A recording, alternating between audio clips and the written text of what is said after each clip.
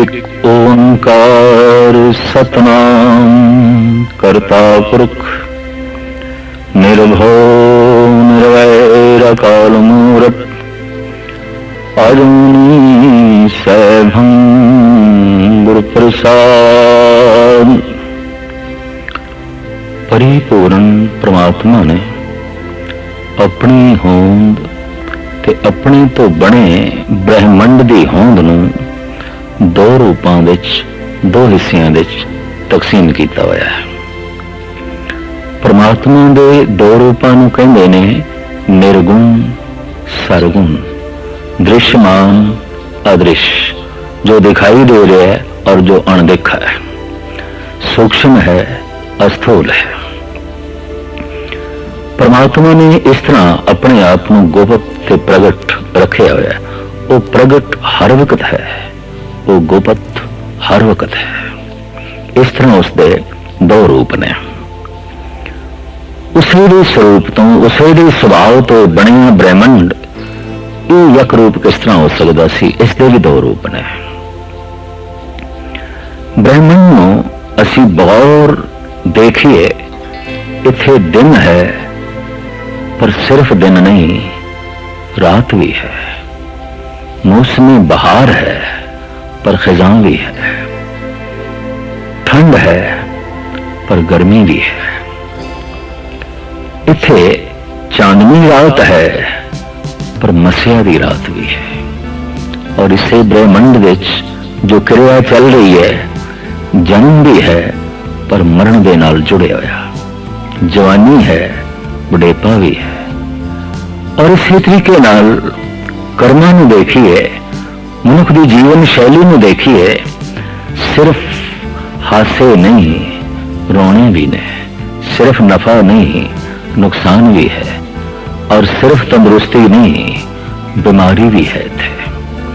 इत्थे सिर्फ खुशियां नहीं गम भी हैं, सिर्फ शादियां ने ही नहीं बजते, गम दे मंजीरे भी बजते ने, दुखों के ढोल भी बजते ने। ऐसा ये समूह ब्रह्मंड दो हिस्सियां दी तकसीम। मनुख दे शरीर ते जात मारीए, दृष्टि मारीए, इदी बनतर नूं भी परिपूर्ण परमात्मा ने दो थंबियां ते खड़ा करके रख दिता है। जे नेत्र हैं ते दो, कन हैगे ने दो, नासका दे सुराख दो, दो बावां ने, दो पैर ने, रसना दो कम कर दी है, बोलती है, रस लेंदी है। इसी तरीके नाल धार्मिक सियाने पुरुष कहते हैं कि गुरबाणी कहती है मन भी दो ने, मनुख दे दिमाग भी दो ने, सुचेत मन अचेत मन। तभी कि अक्सर मनुख दुविधा विच आउंदा है। सुचेत मन कुछ होर फैसला कर देंदा है, अचेत मन कुछ होर फैसला ठोक देंदा है। इस तरह मनुख दे अंदर एक घोल चलता है। इसे घोल नूं कहने ने दुविधा। सुचेत मन किसी होर पासे जाना चाहता है, अचेत मन उस तो विपरीत दशा दे जाना चाहता है। इस तरह सारा जीवन कई दफा विरोधता दे ही व्यतीत होता है, दुविधा दे ही व्यतीत होता है। यक तरफ जिंदगी में तोड़ना औखा हो जाता है, क्योंकि दिमाग दो वक्त फैसले करता है, मन दो वक्त तरह की जो है सोचनी सोचता है। इस देश से मनुख को सफलता मिली है और प्रकृति ने मदद की है कि मनुख दो पैरों में मंजिल एक दे देता है। ये नहीं कि सज्जे पैर की मंजिल कोई होर है तो खब्बे पैर की मंजिल कुछ होर है। ऐसा नहीं है कि सज्जे पैर ने किसी होर थां ते पहुंचना है तो खब्बे पैर ने किसी होर थां ते पहुंचना है। नहीं, मनुख दो पैरों में मंजिल एक दे देता है, दो हत्थों में कम एक दे देता है। ऐसा नहीं कि सज्जा लिखे तो खब्बा मिटा दे, सज्जा बनावे तो खब्बा तोड़ दे। नहीं, दो हत्थों में असी कम एक दे देने। भावें अखां दो ने पर दृष्टि एक दे देने। ये नहीं, और ऐसा सी सोचते भी नहीं कि सज्जी अख कुछ होर देखे ते खब्बी अख कुछ होर देखे। दो अखां नूं दृष्टि एक दे देने। दो कन्नां नूं स्रोत एक दे देने आ। और ऐसा नहीं है कि सज्जा कन कुछ होर सुने ते खब्बा कन कुछ होर सुने, नहीं, दो कन्नां नूं असीं नाम, दो कन्नां नूं असीं शब्द इक्को ही दे देने आ। ये जो दो मन ने, इन मन, उन मन, सुचेत मन, अचेत मन, इन्हां दी सोचनी एक करनी औखी हो जाती है। जीवन सारा दुविधा विच प्रतीत होता है। धर्म की साधना इत्थों विकसित हुई कि ये दो मन एक करने ने, कहते मन नूं एक करना है। तो जो मन नूं एक करने तो इसका मतलब मन दो ने। मन नूं एक करना है, मन नूं एकाग्र करना है, मन नूं एक करना है, मन दो ने। इन मन कुछ होर सोचता है, उन मन कुछ होर सोचता है। सुचेत मन किसी होर ने याद कर रहा है, अचेत मन कुछ होर चाह रहा है। सारा जीवन इसी दुविधा विच व्यतीत होता है। और धर्म की मूल साधना का सिट्टा भी है कि दो मन किसी तरीके नाल एक कर लै जान। इस तरह जिवें दो अखां नूं दृष्टि एक दईदी है, दो कन्नां नूं शब्द एक देना पैंदा है, दो हत्थां नूं कम असीं एक देने आ, दो पैरां नूं मंजिल एक देने आ। ये जो दो मन ने, दो दिमाग ने, इन्हां नूं सोचनी एक दे सकीए, विचार एक दे सकीए। असी अपने शरीर विच भी झात मारीए, सब कुछ दो दो दे च वंडिया है, यक कुछ भी नहीं है। अगां चलिए, जिथे मनुख ने जीवना है, जीवन बतीत करना है, सारे कर्म करने ने। दुनिया भी दो तरह की है, जहान भी दो ने, लोक भी दो ने। इस्लाम इसनूं कहंदा ई जहां, ऊ जहां, ए दुनिया, ओ दुनिया। साडे देश का सारे का सारा धार्मिक समाज कहंदा है ए लोक परलोक, ए लोक परलोक, ई जहां, ओ जहां। दो जहानां दा मालिक परमात्मा की सिफत और सलाह करदियां अक्सर मुसलमान कह देंदा है, हे खुदा तू दो जहाना दा मालिक है। असी भी कह देने हे परिपूर्ण परमात्मा तू 2 लाख लोकां दा स्वामी है, मालिक है। ए लोक परलोक, परलोक दे पहले अखरी अर्थ करिए परलोक, परे दा लोक। किस तो परे? इंद्रियों की पहुंच तो परे, शरीर की पहुंच तो परे, अखां की दृष्टि तो परे, रसना की कथन शक्ति तो परे, कन्नां की स्रोत तो परे, पैरों की पहुंच तो परे, हत्थों की पकड़ तो परे, और मन की सोच तो परे, विचार तो परे। जिथे तक सोच ना पहुंच सके, दृष्टि ना पहुंच सके, कथनी ना पहुंच सके, पैर ना पहुंच सकन, हाथ ना पहुंच सकन, परलोक। एक तो वो जीवन है जिन्हों कहने ने परलोक, एक वो जीवन है जिसनों कहने ने ए लोक। ए लोक जिस दे पैर गमन करते ने, हाथ कुछ पकड़ते ने, अखां कुछ देखदियां ने, रसना इस लोक बारे कुछ कथन करती है, कन सुनते ने, दिमाग सोचता है। ये गल वखरी है कि ये लोक भी इतना वड्डा है, इतना वड्डा है कि पूरे का पूरा समझना जानना तो जीवना तो कठिन है, फिर भी लोक दिखाई देता है। लोकक जीवन जो बतीत करते हैं, असीं उन्होंने कहने ये पदार्थों के तल ते जी रहे हैं, शरीर के तल ते जी रहे हैं। लोकक जीवन दृश्यमयी है, पर जो लोक का जीवन, ये लोक जो परिपूर्ण परमात्मा ने बनाया है, तो गुरमत कहती इस लोक की निंदा नहीं, निंदो नाही काहू बाते एक खसम का किया। इति परिपूर्ण परमात्मा ने आप बनाया है, इस वास्ते इस लोक की निंदा नहीं, ये जिंदगी उसने आप बनाई है। सारी दुनिया विच अक्सर मनुख ने ऐसा विभाजन किया है, वंड की है। एक ने ऐसा दावा किया कि असी परलोक सवारना है, परलोक दे जीवना चाहते हैं, इस लोक की जिंदगी नहीं चाहिए। पर ऐसा तबका भी होया है जो अक्सर कहता रहा है, नहीं जीवन तो इस लोक का ही है। परलोक की होता है?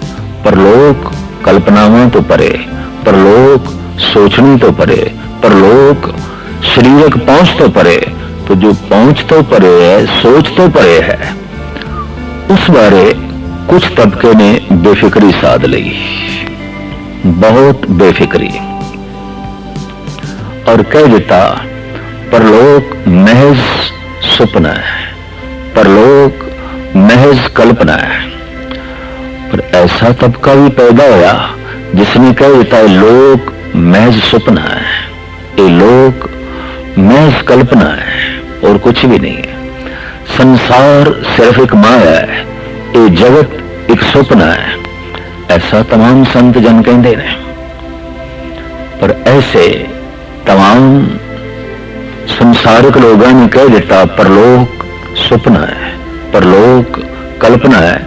विज्ञानिक दृष्टि रखने वाले ने भी कह देता वड्डी तो वड्डी दूरबीन नाल भी परलोक दिखाई तो नहीं देता।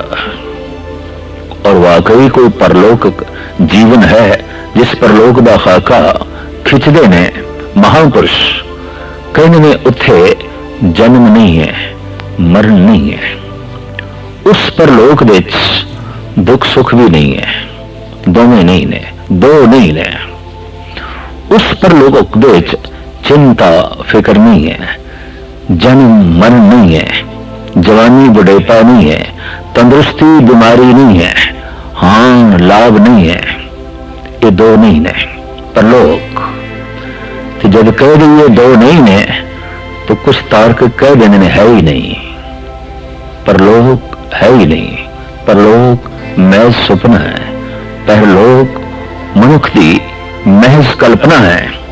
एक तबका तो यह, दूसरा तबका दावे नाल बुलंद बांग कहता रहा ये लोक सुपना है, ये लोक कल्पना है, ये लोक तुच्छ है, ये लोक कुछ भी नहीं। तो फिर दो धड़े पैदा हो गए।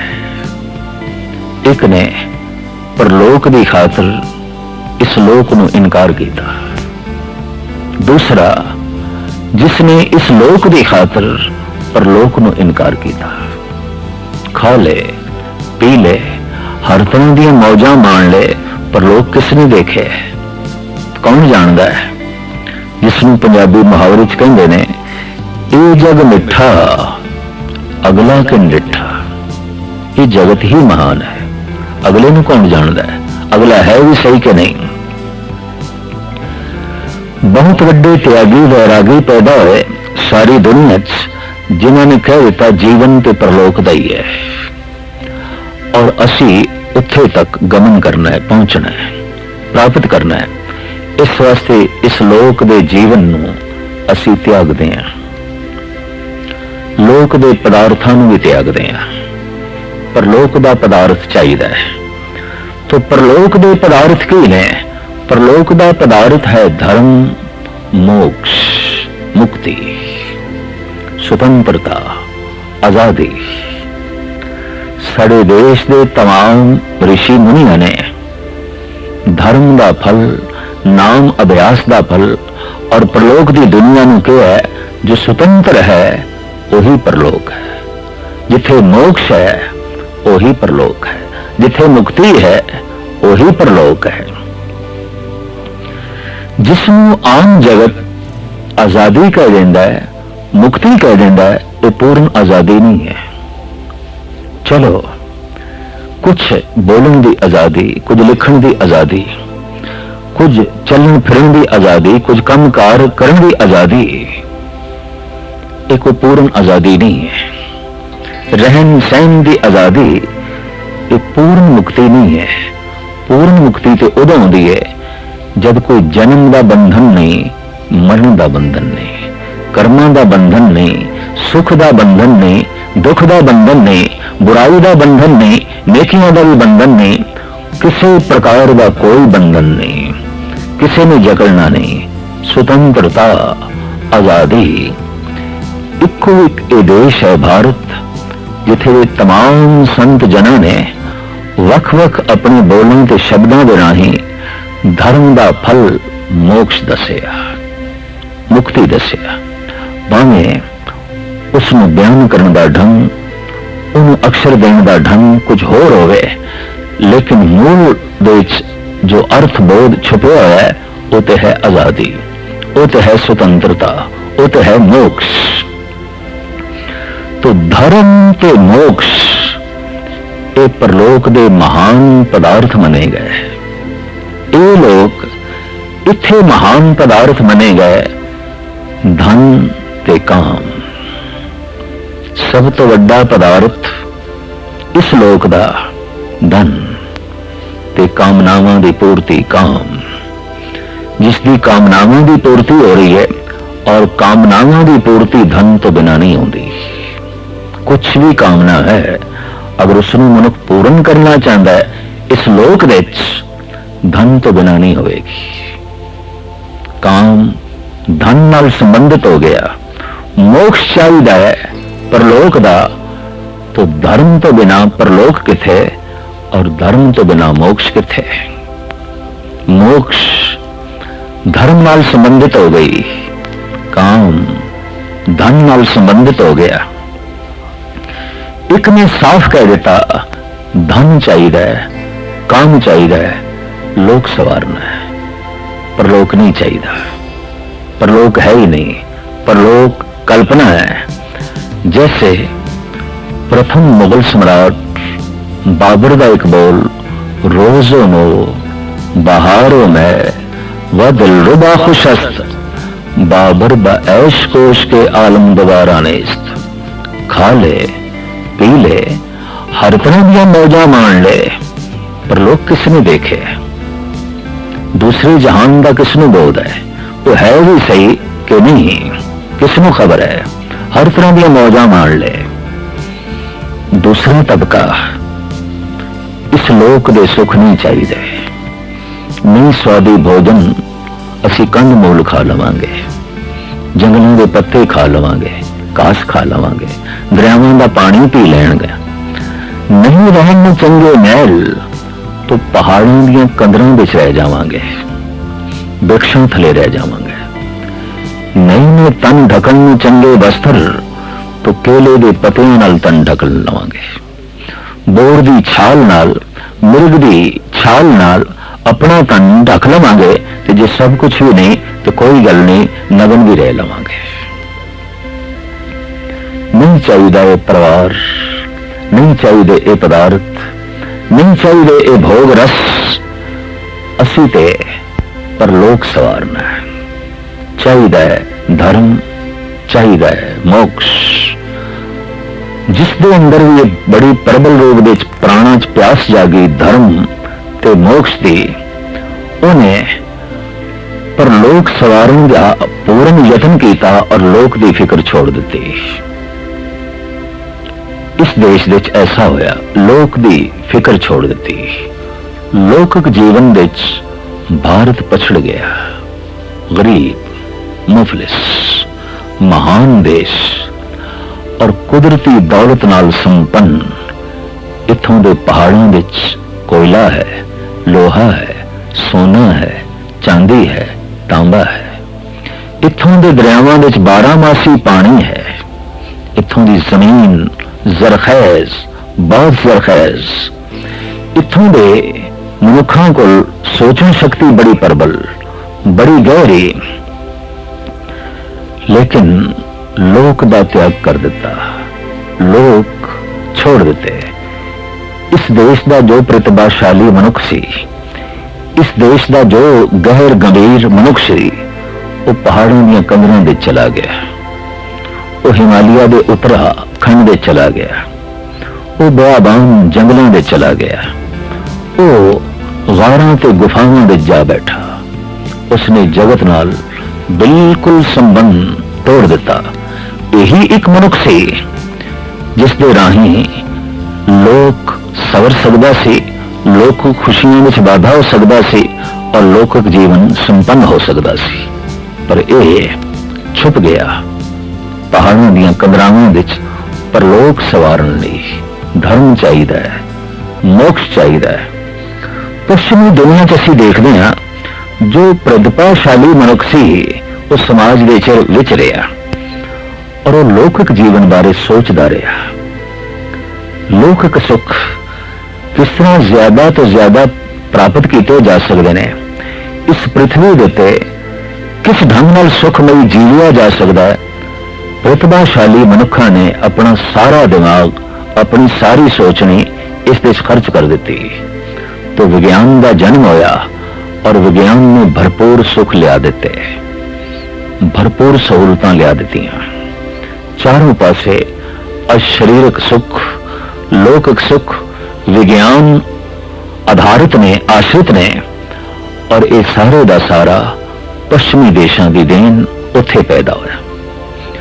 देखते हैं एक भी चोटी का संत जिसने धर्म दियां गहराइयां नूं छोया होवे नहीं पैदा होया उत्थे, पर एक भी चोटी का साइंटिस्ट जिसने लौकिक सुख जगत की झोली विच पाए होवन, इस तरह का सरमोर इत्थे नहीं पैदा होया। एक ने लोक की फिक्र की थी, एक ने परलोक की फिक्र की थी।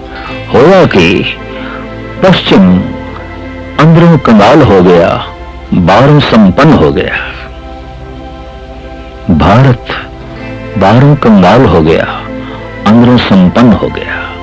अंदर की दौलत वध गई और ऐसी दौलत उसे इंतश करने चो वेद निकले, शास्त्र निकले, उपनिषदां निकलियां और फिर पुराण निकले, स्मृतियां निकलियां, गीता का ज्ञान निकलिया और तरह तरह के होर बौद्धिक तत्व प्रगट हुए।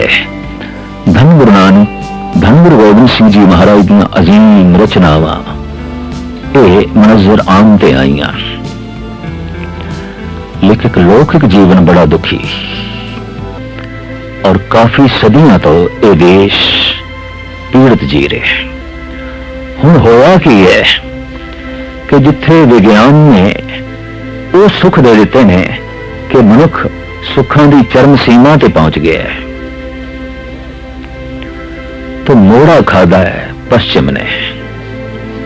अंदर भी कंगालता दिस पई, बेचैनी दिस पई, परेशानी दिस पई, व्याकुलता दिस पई और ये सब कुछ बेमैनी दिस पिया भी ये सब कुछ अगर मेरी बेचैनी नहीं दूर कर सकती, ये सब कुछ मेरी व्याकुलता नहीं मिटा सकती, तो इस धन नूं मैं की करा, इस सुंदर कोठी नूं मैं की करा, इन्हां कारां नूं मैं की करा और इस तरह दीयां होरां ते परियां ते परिवार नूं मैं की करा।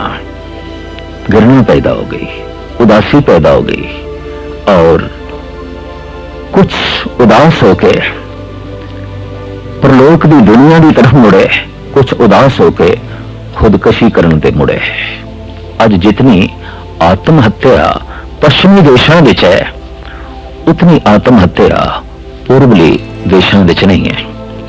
लेकिन हुण पूर्व तो भी एक भुल हो गई है। उसने भी लौकिक जीवन की फिक्र की है, पर लोक नूं यह भी भुलांदा जा रहा है, यह भी तिलांजलि देंदा जा रहा है। और इत्थे भी जितनी शौक नाल विज्ञान पढ़िया जा रहा है, इतनी शौक नाल धर्म नहीं पढ़िया जा रहा। जितनी चाव नाल विद्यालयों जाया जा रहा है, विश्वविद्यालयों साइंस पढ़ने लई, उतनी चाव नाल, उतनी मलार नाल कोई मंदिर की तरफ नहीं जा रहा, कोई गुरुद्वारे की तरफ नहीं जा रहा, कोई मस्जिद की तरफ नहीं जा रहा। और जापदा है अगर इस तरह ही रहा तो बाहर की दौलत संपन्न हो जाएगा ये भारत, लोग सवर जाएगा। यूरोप अंदर की दौलत नाल माला माल हो जाएगा, फिर संत ऋषि पश्चिम विच पैदा होंगे, साइंटिस्ट भारत विच पैदा होंगे, संसार की समस्या त्यों दी त्यों रहेगी। कोई अंदरों सुखी, कोई बाहरों सुखी, कोई अंदरों दुखी, कोई बाहरों दुखी। संसार का मसला त्यों दा त्यों रहेगा, हल नहीं हो सकेगा। एक बड़ी सुंदर गाथा है इस संबंध विच। एक पिंड विच एक चोटी दा नास्तिक सी और एक चोटी दा आस्तिक सी। दोहां दा शुक्रवार दे दिन वाद विवाद चलदा सी और सुनन नूं सारा पिंड इकट्ठा हुंदा सी और पिंड वासी पूरे शौक नाल आउंदे सन। अज देखते हैं नास्तिक जितदा है कि आस्तिक जितदा है। भरपूर नास्तिक दलीलां देंदा सी, कोई परमात्मा नहीं, कोई परलोक दा सुख नहीं, कोई ईश्वर नहीं, कोई खुदा नहीं।